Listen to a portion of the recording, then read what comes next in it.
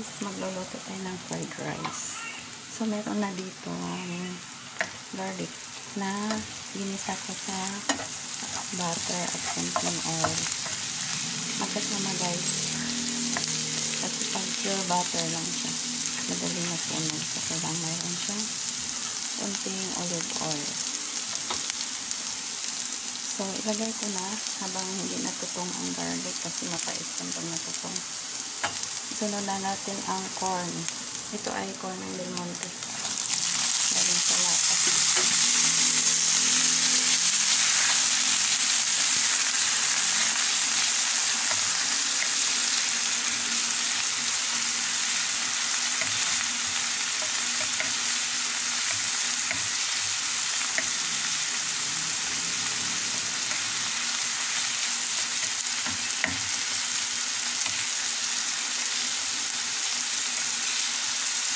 Lutuin lang natin sandali ang corn kasi baka hindi maganda sa kanta hindi ito.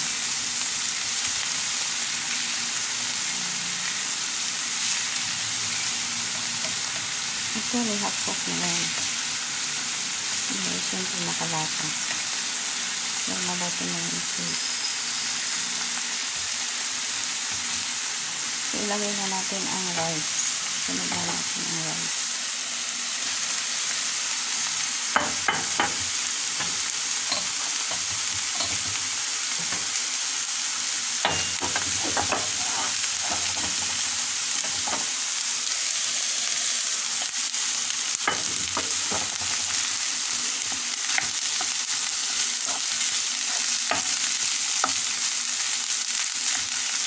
Isa naman natin ang pamintas sa atin.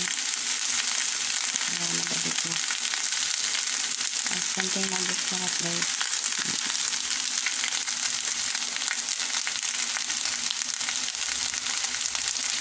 Ito yung asin.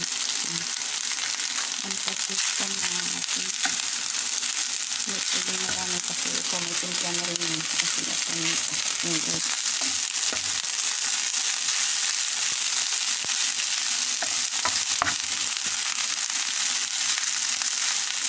Nilagay na natin yung scrambled egg. Itong scrambled egg, meron yan isang onion at saka kamatis. Tapos sinama ko na yung tira ng ground beef. Tira doon sa ginawa natin isan.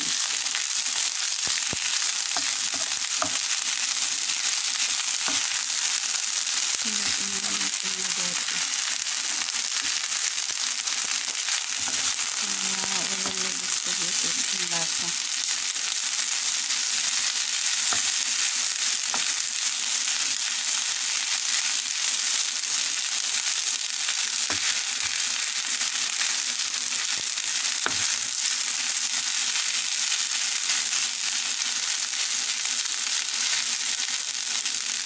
Next time, pwede nang idagdag ang egg.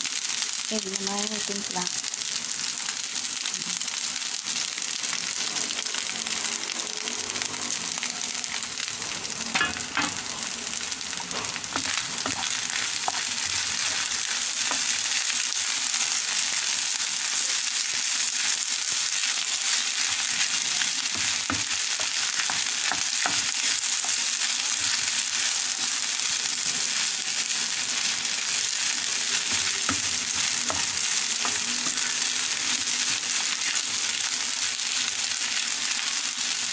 Sana na kasi init pa naman naman.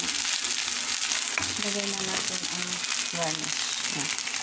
Spring onion.